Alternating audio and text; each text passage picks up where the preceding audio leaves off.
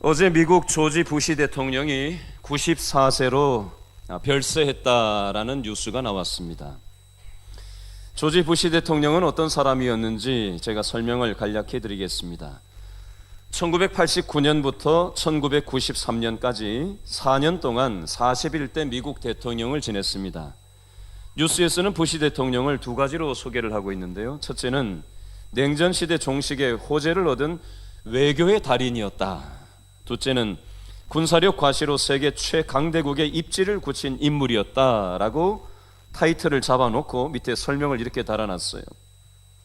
외교의 달인의 증표로 1989년 독일 베를린 장벽이 무너지고 이듬해에 독일이 통일됐던 시점이 있었습니다. 그리고 1991년 12월 31일에 소비에트 연방이 해체되고 미국과 소련의 냉전 체제가 막을 내리는데 이 외교적인 일을 함께 했다라는 평가를 받습니다.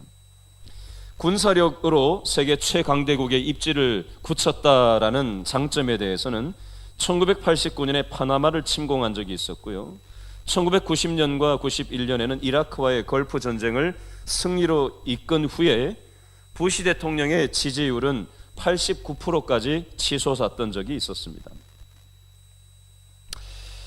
오늘 성경에도 이스라엘 민족의 대통령과 같은 사람이 죽는 장면이 오늘 본문에 기록이 되어져 있는데요. 여호수아서 1장 1절을 다시 한번 읽어보겠습니다. 앞부분만 시작. 여호와의 종 모세가 죽은 후에, 여기까지만요. 모세가 죽은 후에 밑줄을 한번 그어보시겠어요? 모세가 죽은 후에. 그러면 모세는 이스라엘 백성들에게 있어서 어떤 인물이었는지 생각을 해보겠습니다. 우리나라 대통령은 임기가 4년입니다. 그죠?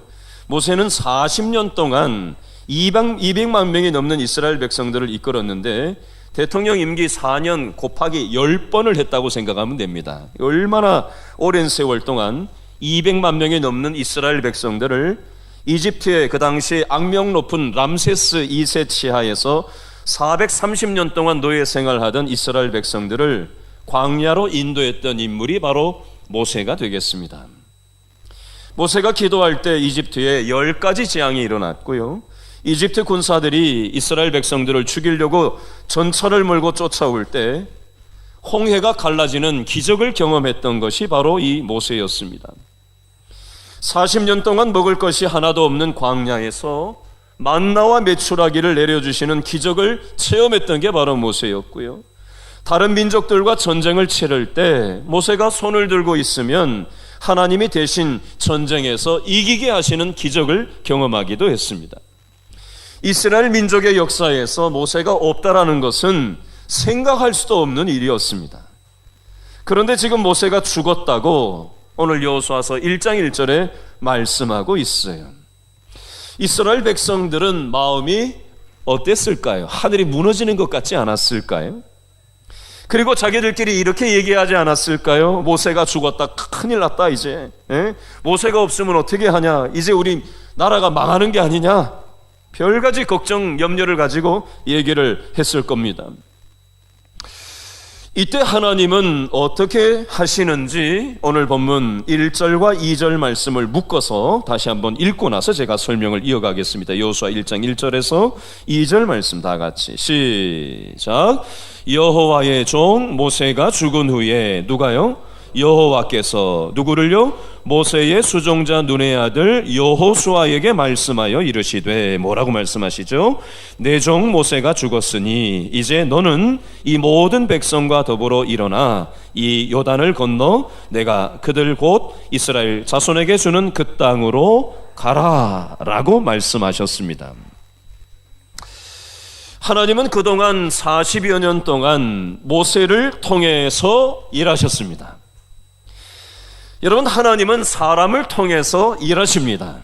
그러나 그 사람이 없어지면 하나님은 다른 사람을 통해서 또다시 하나님의 일들을 진행해 나가십니다.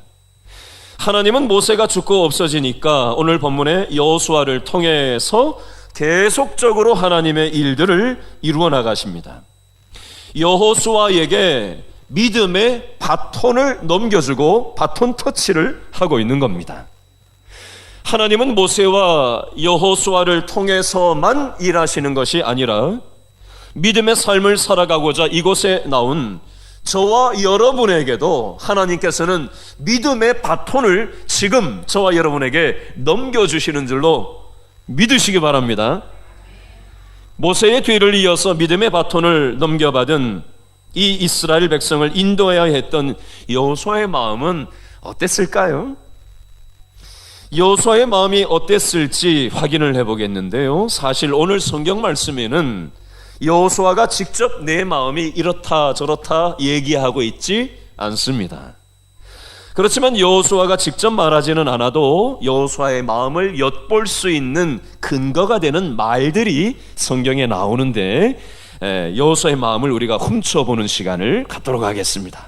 자, 5절 말씀을 읽다 보면 제가 강조점을 살짝 흘려드릴 텐데요. 그게 여호수아의 마음이니까 그런가 보다 하고 읽으시면 되겠어요. 자, 5절 다 같이 읽어볼까요? 시작. 내 평생에 너를 능히 대적할 자가 없으리니 내가 모세와 함께 있었던 것 같이 너와 함께 있을 것임이니라. 여기 나옵니다. 내가 너를 어떻게 해요?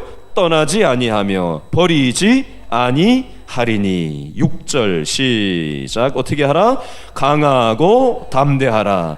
너는 내가 그들의 조상에게 맹세하여 그들에게 주리라 한 땅을 이 백성에게 차지하게 하리라. 7절에도 있네요. 시작. 오직 어떻게 하고? 강하고 극히 뭐하고? 담대하여 나의 종 모세가 내게 명령한 그 율법을 다 지켜 행하고 우로나 자로나 치우치지 말라. 그리하면 어디로 가든지 형통하리니. 9절 시작.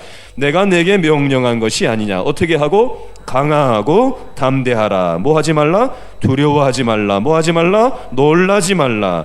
내가 어디로 가든지 내 하나님 여호와가 너와 함께 하느니라 하시니라. 아멘. 자, 방금 5절, 6절, 7절, 9절을 읽었는데요. 그 중에서도 5절, 6절 성경 보세요. 저를 보지 말고 5절 제일 앞에, 6절 제일 앞에, 7절 제일 앞에, 9절 첫째 줄 끝에 보니까 오늘 설교 제목하고 똑같은 게 반복됩니다. 뭐가 나오죠? 강하고 담대하라. 이거는 성경의 밑줄을 쫙 끄셔야 돼요. 6절에 강하고 담대하라. 7절 강하고 담대하여. 9절 강하고 담대하라. 성경에 왜 괜히 3번 반복하는지 아세요? 중요하니까 반복하는 거예요. 밑줄을 그어줘야죠. 그래야 성경이 확 들어오게 돼 있어요. 그리고 제가 방금 5절, 6절, 7절, 9절을 읽으면서 강조했던 표현들이 나와요. 5절에 보니까 끝에 보니까 뭐라고 돼 있죠? 내가 너를 떠나지 않겠다, 버리지 않겠다. 6절에 그러니까 강하고 담대해라. 7절에 그러니까 강하고 극히 담대해라. 9절에 보니까 뭐라고 돼 있어요? 강하고 담대하라. 그 다음에는요, 두려워하지 말아라. 또 놀라지 말아라. 왜요? 내가 너와 함께 하니까 걱정 말아라 말씀하는 거예요. 자, 이 구절들 반복적인 약간씩 다른 이 표현들을 통해서 우리는 여호수아의 마음이 어땠는지를 훔쳐봤습니다. 여호수아의 마음이 지금 어떤 것 같아요? 두려워하고 걱정하고 염려하고 소심하고 그런저런 마음이 있는 것 같지 않습니까? 그러니까 지금 하나님께서 여호수아의 마음을 아시고 강하라, 담대하라, 강하라, 극히 담대하라, 강하라, 담대하라 반복적으로 3번이나 말씀하시면서 그 다음에도 또 말씀을 주시잖아요. 내가 너를 떠나지 않겠고 내가 너를 버리지 않겠고 두려워하지 말아라, 놀라지 말아라. 왜? 내가 너와 함께하기 때문에 두려워하지 말아라 라고 반복해서 하나님의 심장을 열어서 말씀을 하고 계신 거예요. 제가 저희 아이들을 재울 때 아이들 방에 들어가서 기도를 해줘요. 제가 몇 번 말씀드렸죠?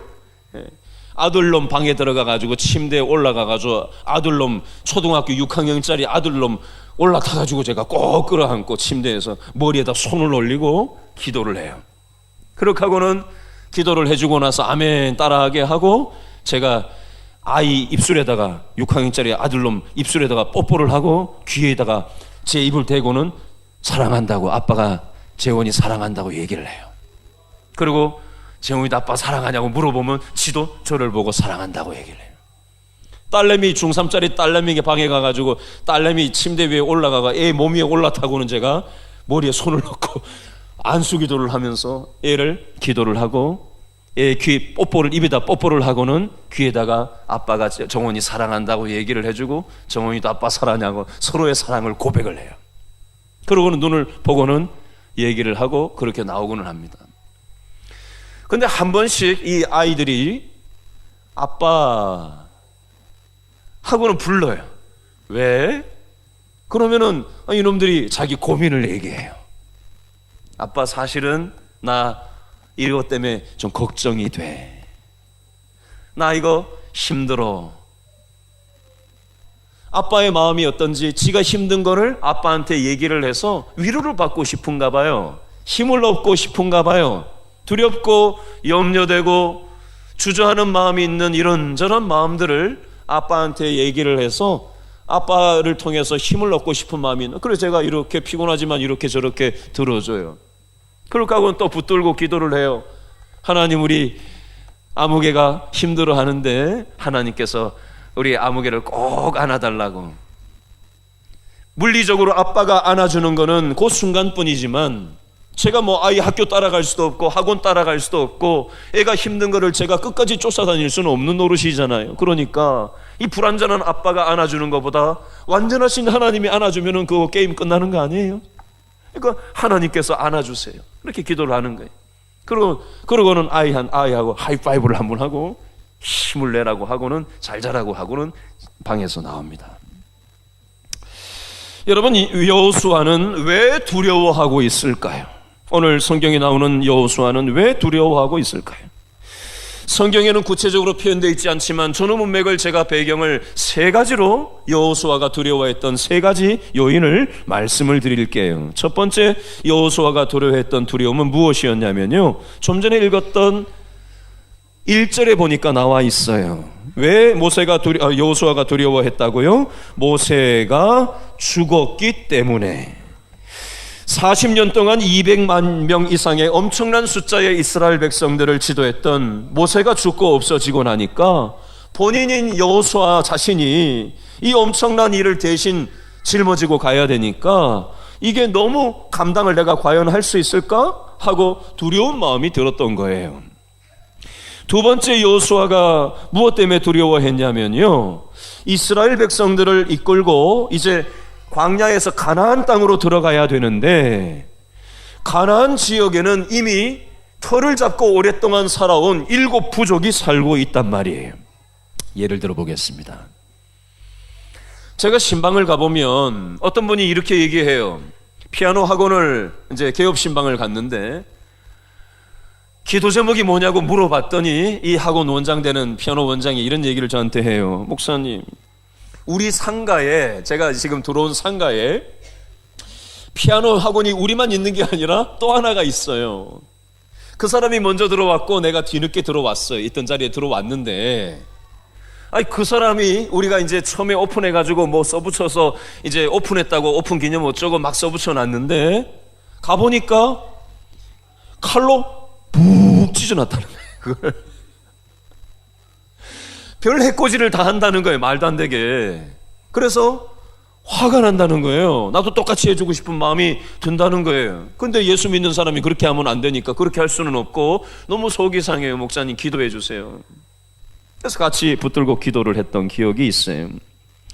여러분, 여호수아가 지금 두 번째로 두려워하는 이 두려움은 광야 생활에서 이제 가나안 땅으로 들어가야 되는데 이미 터를 잡고 있는 가나안에 7 부족이 있었기 때문에 이 갈등이 생기지 않을래야 않을 수가 없단 말이에요.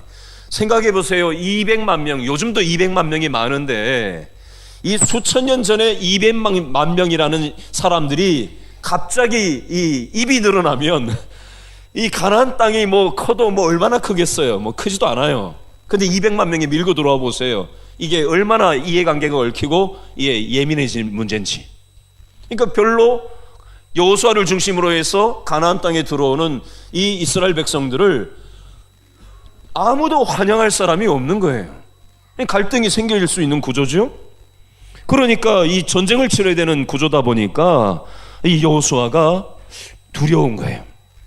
세 번째, 여호수아는 세 번째로 두려웠던 요인이 사실 모세가 죽은 것보다도 가나안의 7 부족들하고 전쟁을 해야 되는 이유 때문보다도 더 큰, 가장 큰 두려움이 이스라엘 백성들, 자기가 인도해야 될 이스라엘 백성들에 대한 두려움이 사실 가장 큰 두려움이었어요. 왜 그러냐면요, 이집트에 430년 살다가 모세가 지도자가 되어서 광야로 나오는 과정 중에 40년 동안 여호수아는 지도자 모세가 하는 일을 고스란히 봤거든요. 근데 어떤 일들을 봤냐면 이스라엘 백성들이 이 지도자 모세를 향해서 어떻게 했던 40년이 있었냐면요, 덥다고 불평, 물이 없다고 불평, 먹을 것이 없다고 불평.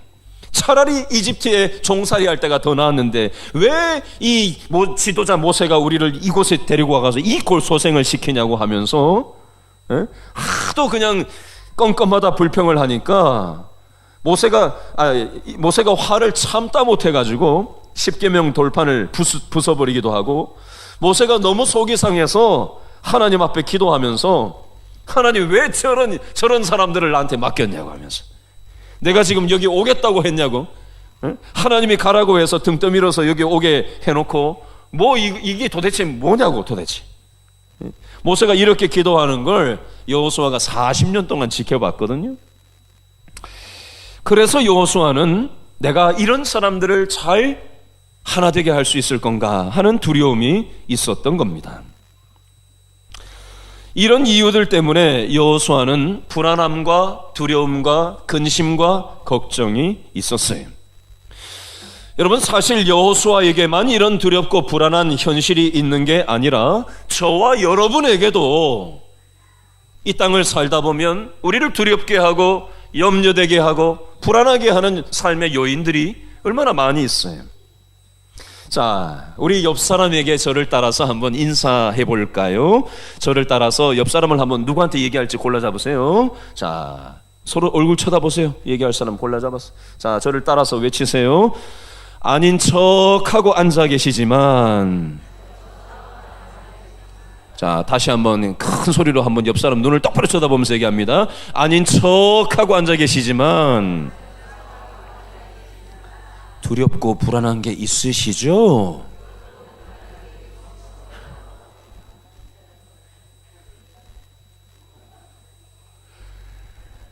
오늘 새벽에 제가 아는 분이 저한테 시를 보내오셨어요. 이분은 한 10년 전부터 이분의 부인이 소천하시고 나서 제가 이분 부인의 장례식을 인도했던 적이 있었는데요, 이분이 80대 한 초반 되신 남자분인데 한 10년 동안 매일 저한테 시를 보내고 계신 분이에요. 오늘 시 내용을 우연히 봤더니 오늘 설교 내용하고 관련이 있어서 한번 읊어드리겠습니다.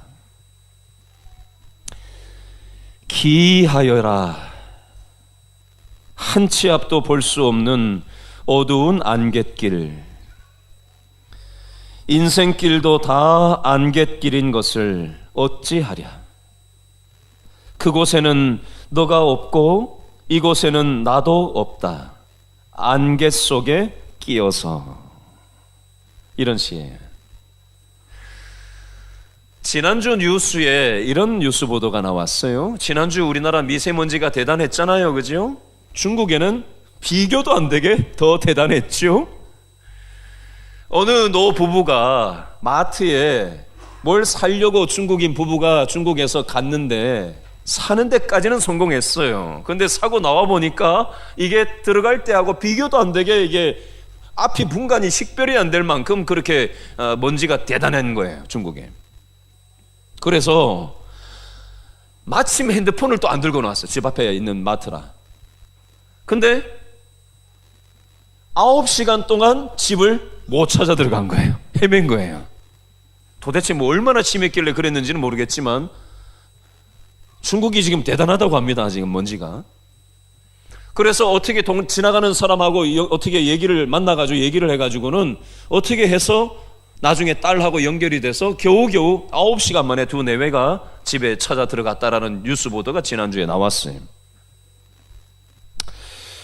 여러분, 우리나라가 물을 돈 주고 사 먹을 거라고 감히 상상도 하지 않았던 시점이 있었잖아요. 그죠? 옛날 대구에 페놀 사태 나고 그냥 물 사 먹냐 마냐 나오고 뭐 그랬는데, 요즘 우리나라 지리산에서 지금 공기를 뽑아가지고 그걸 전 세계로 수출하고 있다는 거 여러분 뉴스 보셨어요? 앞으로는 지금 뭐 별의별 일도 다 생길 거란 말이에요. 상상도 하지 못했던 일들이 우리의 삶 가운데 밀어닥치고 있어요. 지금 기준금리가 올라갔죠. 오랜만에. 지금 기준금리가 어떻게 될지 이게 지금 불안 요인이 또 될 거예요. 대출 많이 받으신 분들 어떻게 널뛰기를 할지 몰라요. 이제 자녀 키우는 것도 우리가 예측하지 못했던 변수들이 너무나도 많이 푹푹 터져요. 그죠? 결혼시키면 다 되는 게 아니잖아요. 손주들도 봐줘야 되죠. 어제도 어떤 분이, 우리 성도님 어떤 분이 저한테 우연히 지나가다가 어떻게 얘기를 하게 됐는데, 본인 속에 있는 답답하고 힘든 마음을 한참 써가지고 저한테 넋두리 같이 하시는 거예요. 목사님, 나 이것 때문에 이런 것도 힘들고 이런 것들이 있어서 이거 뭐 누구한테 얘기할 사람도 없고, 남자분이 저한테 한참 써가지고 얘기를 하고는 저한테 돌아가면서 그런 얘기를 하세요. 아유, 목사님한테 얘기하니까 마음이 후련해. 누구한테 얘기하겠어요? 부인한테도 얘기 못하는 그 고민스러운 일들을 목사라는 거 하나 믿고 그냥 얘기를 해준 거 아니에요. 여러분, 우리는 배우자한테도 사실 다 속을 열어보일 수 없는 불안함과 두려움과 근심과 걱정이 끊임없이 모양새만 바꿔타게 하면서 계속해서 밀고 들어와요. 일부 예배 마치고 방금 나가신 분 제가 붙잡고 얘기를 해보니까 건강에 대한 힘든 부분 때문에 지금 굉장히 힘들어하시는 분이 또 계세요. 남자분하고 서가지고 제가 한참 얘기를 하다가, 얘기를 하는 중에 눈을 이렇게 무심코 봤는데 눈에 눈물이 그렁그렁한 거예요. 그래서 붙잡고 같이 기도를 했어요. 또 12월 달에 병원 가셔야 되는데 붙잡고 기도를 했어요. 그럼 제가 꼭 안아드렸어요. 힘내시라고. 이분이 가시면서 뭐라고 말씀하시냐면, 본인의 건강에 대한 이 두려운 마음에 대해서 우리 성도들이 함께 기도해 주셔서 이거 수술을 해야 되는 부분인데 이게 수술 안 해도 될 정도로 이게 뭐가 호전이 요즘 많이 됐다고 하면서, 또 다른 부분 때문에 지금 이제 다음 달에 병원을 가시는데, 이번 달에 그분이 아마 믿음으로 기도해 주시는 성도들 덕분인 것 같다고 얘기를 하시는 거예요. 그 믿음으로 받으세요? 믿음으로 기도해서 그런 것 같으세요? 그랬더니 그런 것 같아요. 많은 분들이 함께 기도하고 있으니까 힘내시자고 그렇게 하고는 기도하고 돌려 가시는 걸 봤어요. 여러분, 우리는 지금 멀쩡하게들 아닌 척하고 다들 앉아있지만 우리는 이 땅을 험한 삶을 살아가면서 우리를 두렵게 하고 불안하게 하는 요인들이 있어요. 여러분, 이 목사에게는 그런 불안하고 두려운 마음이 있을까요? 없을까요? 예? 제 마음을 봤어요? 어떻게 있다고 그렇게 큰 소리를 쳤어요? 여러분, 이 세상을 살아가는 누구도 예외는 없는 거예요. 모세도 고민이 많았고요, 여호수아도 고민이 많았고요. 믿음의 사람들이잖아요. 근데 고민이 이 사람들도 많았어요. 예? 담임 목사도 고민이 많아요. 이 시간에 저의 고민을 좀 여러분한테 소개를 좀 하려고 해요. 담임 목사는 어떤 고민을 가지고 살아가나.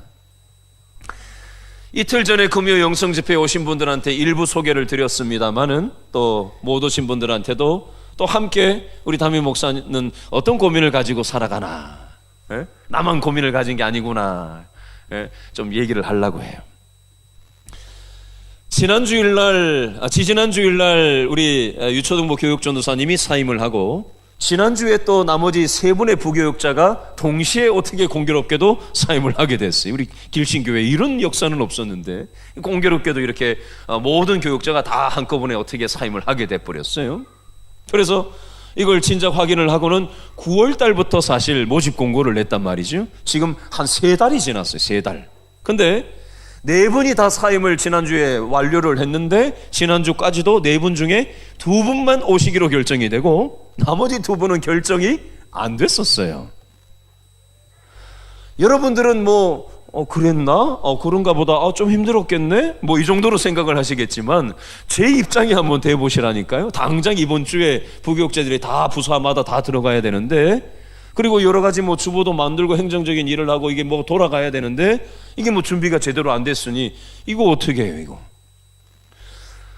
많은 분들이 지원을 했고 그분들과 면담을 하고 나서 이제 같이 하시자고 제가 한 10분한테는 얘기를 했던 것 같아요. 10분 정도. 근데 이분들이 제가 거절을 해도 거절을 해야 이게 일반적인 모습이잖아요. 그분이 지원을 했고 제가 이제 결정을 하는 입장이니까. 근데 반대가 돼가지고 그분들 중에 한 10분이 거절을 하는 거예요.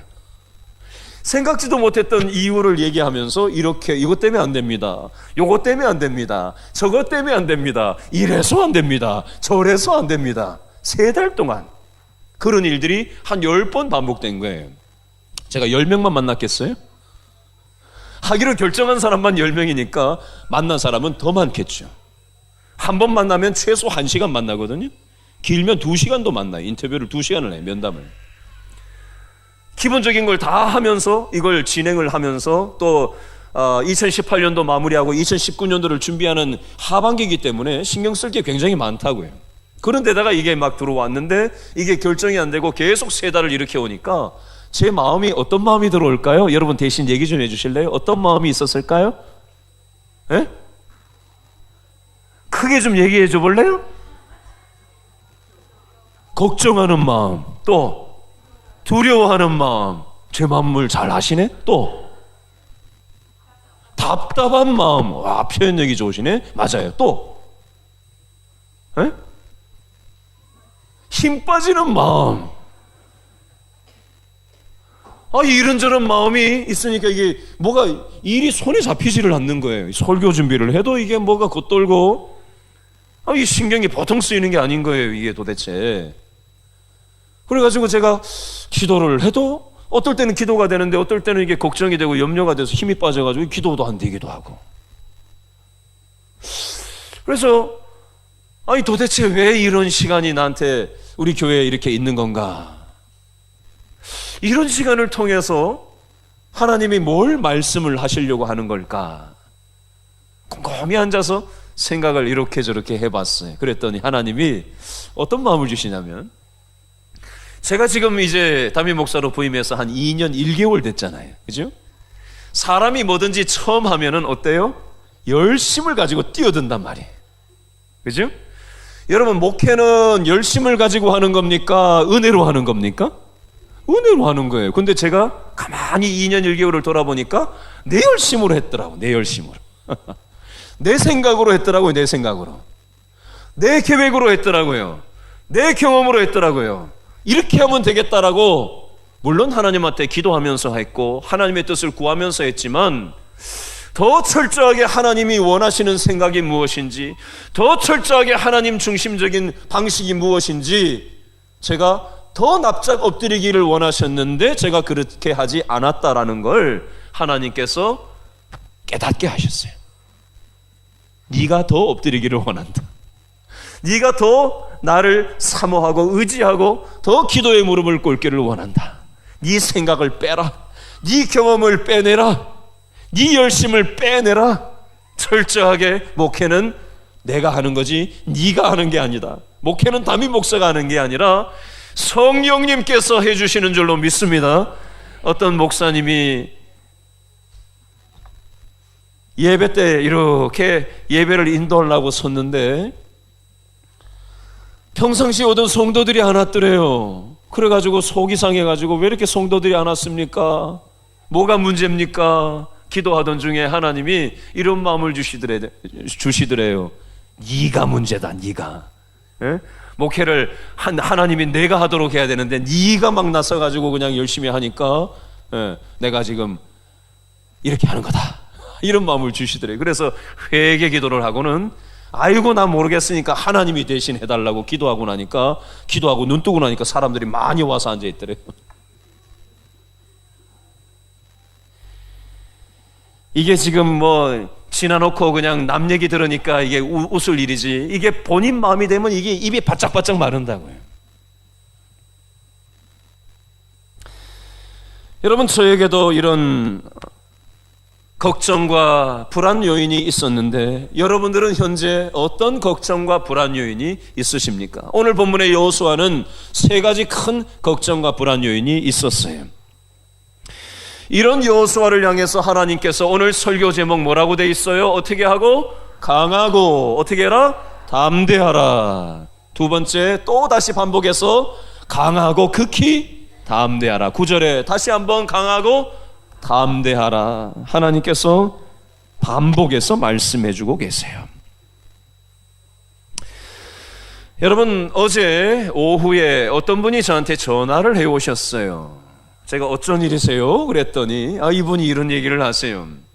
목사님, 제가 오늘 어떤 분을 만났는데 이분이 이번 12월 달에 우리 길신교회를 나오겠다고 하셨어요. 그래서 너무 기뻐가지고 목사님한테 이 소식을 좀 알려드리면, 목사님도 아시는 분이니까, 목사님도 기도하시는 분, 그분에 대해서 기도하고 계시니까 목사님이 기뻐하실 것 같아가지고 이 좋은 소식을 좀 알리려고 전화를 했어요. 그러는 거예요. 그분은 교회를 다니다가 요즘 먹고 살기 바빠서 교회를 수년 동안 안 다니시는 분이세요. 근데 교회 나오겠다라고 하는 얘기를 전달을 받았을 때 목사 입장에서 힘이 났을까요? 맥이 빠졌을까요?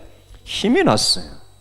마치 여호수아에게는 오늘 설교 제목처럼 강하고 담대하라는 말씀을 반복적으로 여호수아에게 주셔서 힘 빠져 있고 두려워하고 염려하고 있던 여호수아의 마음 가운데 믿음의 마음을 주셨던 것처럼, 저에게는 이분의 전화를 통해서 수년 동안 교회를 안 나오고 있던 분이 교회에 나와 보겠다라고 하는 이 말을 저한테 함으로 통해서, 제가 그 말을 들음으로 통해서 저는 그 말이 어떤 면에서 강하고 담대하라 라는 말씀으로 들렸어요. 이틀 전에 저한테 어떤 분이 또 얘기하셨어요. 목사님, 지난번에 교회에 오셨던 분 있죠? 그분이 교회 12월 달에 등록하기로 하셨어요 라는 얘기를 듣고, 이분도 역시 교회를 수년 동안 안 나가고 계신 분인데 이번에 교회에 몇 번, 2번 오셨다가 이제 등록을 하시겠다라는 얘기를 제가 전달을 받고, 저에게 하나님이 강하고 담대하라라는 음성으로 하나님께서 말씀하시는 걸로 오늘 가만히 앉아서 생각하는데 이게 생각이 났어요. 여러분, 우리는 신앙생활을 하면서 사람 소리에 영향을 받고 환경의 소리에 영향을 받고 내 자신이 할 수 있는 보잘것없는 최선을 떠올리면요, 우리는 두려움에 빠질 수밖에 없고 영향을 그것에 받고 좌로 우로 비틀거릴 수밖에 없어요. 근데 예를 들어 볼게요. 미국과 캐나다 사이 경계 지역에 있는 나이아가라 폭포가 있는데 제가 여기를 수차례 갔던 적이 있어요. 여기 가면 수많은 전 세계 관광객들이 몰려오는데 그 밑에 배를 타고 들어가는 방식도 있고, 그 다음에 동굴로 해가지고 그 물소리를 발 앞에서 이렇게 듣고 보는 그 체험하는 데도 있어요. 근데 거기 들어가 보면요, 수많은 사람들이, 관광객들이 떠들고 하는 소리가 한 개도 안 들리고 무슨 소리만 들릴까요? 물소리만 들려요. 우레와 같은 엄청난 그 강한 물소리가 그 사람들의 떠드는 소리를 완전히 집어삼켜버리는 거예요. 여러분, 오늘 이 성경에서 마지막으로 우리에게 주시는 교훈도 이와 같은 이치인데요. 자, 나야가라 폭포의 그 웅장한 물소리가 다른 잡소리들을, 환경의 소리, 사람 소리, 나는 할 수 없다라는 자신감 없는 소리를 집어삼키는데 어떻게 삼키고 있느냐? 그 말씀이 여호수아 1장 7절 8절 말씀에 나오는데 읽고 설명을 드릴게요. 자, 여호수아 1장 7절 8절 다 같이 시작.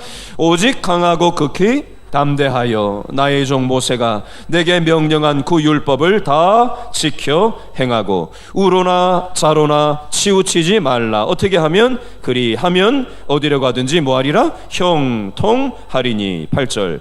이 율법책을 내 입에서 떠나지 말게 하며 주야로 그것을 뭐하여? 묵상하여 그 안에 기록된 대로 다 지켜 행하라. 어떻게 하면? 그리하면 내 길이 평탄하게 될 것이며 내가 뭐하리라? 형통하리라. 아멘. 질문. 여러분은 방금 7절과 8절을 읽으시면서 어떤 단어가 확 다가오십니까? 그럴 줄 알았어요. 형통, 또 평탄. 평탄, 형통, 평탄, 형통. 이런 게 우리는 확 들어온다고요. 우리는 복 받고 싶은 마음이 많잖아요. 그죠? 그래서 가게에도 액자를 형통하리라, 복 받아라, 뭐 이런 거 많이 붙여 놓잖아요. 그죠? 그러면 가게 액자에다가 형통하리라, 복 받아라 써 붙여 놓으면 자동적으로 복이 옵니까?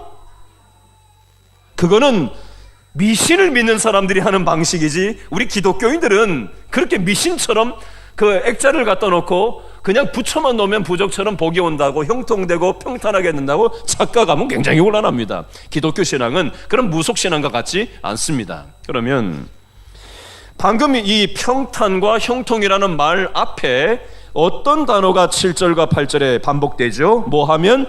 그리하면 형통하리니. 8절에는 그리하면 평탄하리니, 그리하면 형통하리니 라고 되어 있어요. 그러면 그리하면 어떻게 하면 이라는 말일까요? 그 앞에 뭐라고 써 있죠? 7절 앞부분에 보니까 내가 명령한 그 무엇을? 율법을 다 지켜 행하고 우로나 좌로나 치우치지 말라. 그리하면 8절은요, 이 율법책을 내 입에서 떠나지 말게 하며 주야 밤낮으로 그것을 묵상하여 그 안에 기록된 대로 다 지켜 행하라. 그리하면 평탄 형통하리라 라고 조건이 달려 있어요. 자, 쉽게 얘기해 볼게요. 여러분, 나이아가라 폭포가 환경을 집어삼키고 사람의 떠드는 소리를 집어삼키고 완전히 물소리만 나는 그 상태처럼 저와 여러분이 이 땅을 살다 보면 환경이 우리를 집어삼키려고 달려들 거예요. 환경은 좋을 수도 있고 나쁠 수도 있어요. 건강은 좋을 수도 있고 나쁠 수도 있어요.